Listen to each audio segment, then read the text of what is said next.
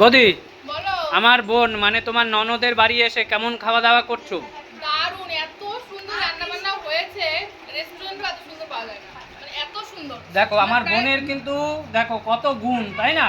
দেখো বন্ধুরা, খাওয়া শেষ। দেখো কত ফ্রাইড রাইস বানিয়েছে, এখানে চিকেন কষা। দেখো এই যে আমার আমার এক ভাগনা নিয়ে নিয়ে ঘুরছে মামাদের কি লাগবে, দেখো তাই তো? এত সুন্দর হয়েছে এই যে চাটনিটা, দেখো রান্না বান্না খুব ভালো হয়েছে। খুব ভালো হয়েছে, সত্যিই অসাধারণ। দেখতে হবে তো কাদের বোন। একদমই খুব ভালো। হ্যাঁ হ্যাঁ হ্যাঁ, কাদের বোন দেখতে হবে তো।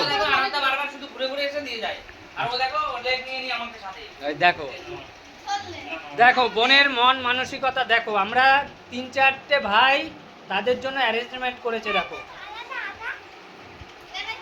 এই তোরা কি খেয়েছিস? খেয়েছিস? খাবার কেমন লেগেছে? দেখো এই যে আমার এক ভাগ্নি আমাকে শুধু দেবে, পরিবেশন করবে। মামা আর দিস না, পারবো না মামা, আর দিস না, আর নষ্ট করে লাভ নেই মামা, আর দিস না, পারবো না মামা। এই হলো আমাদের ভাগ্না ভাগ্নিদের অবস্থা।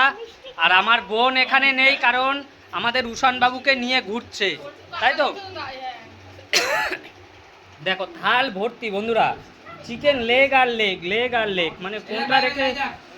আর ওটা দেখ আমাকে মিষ্টি দিয়েছে, দাদা মামা কাছে কাছে দে। নষ্ট কোনো খাও সব। হ্যাঁ, নষ্ট করা যাবে না কিন্তু, বোন এত কষ্ট করে করেছে। একদম একদম। আর এই হলো আমার জামাইবাবু, দেখো এরকম এরকম ভালোবাসা বন্ধুরা। দেখো জামাইবাবু নিজে দাঁড়িয়ে থেকে তাদের শালাদের মানে ভাইয়েদেরকে খাওয়াচ্ছে, দেখো এই দেখো, দেখো বন্ধুরা। তো ঠিক আছে বন্ধুরা, আমরা খাওয়া দাওয়া করছি।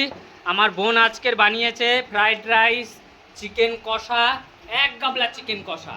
এখানে রয়েছে, ওখানে রয়েছে চাটনি, এখানে রয়েছে মিষ্টি, ওখানে রয়েছে পাঁপড়, আর রয়েছে লাস্টে কোল্ড ড্রিঙ্কস, তাই তো? স্যালাড রয়েছে, মানে একদম। চলো, আমাকে মাফ করলে, আমি একটু নষ্ট করে ফেললাম, অনেক চাটনি খাওনি। আমি বাইরে একটা প্রশ্ন আছে ওকে দেবো। আচ্ছা আচ্ছা, ঠিক আছে, চলো টাটা, টাটা বৌদি।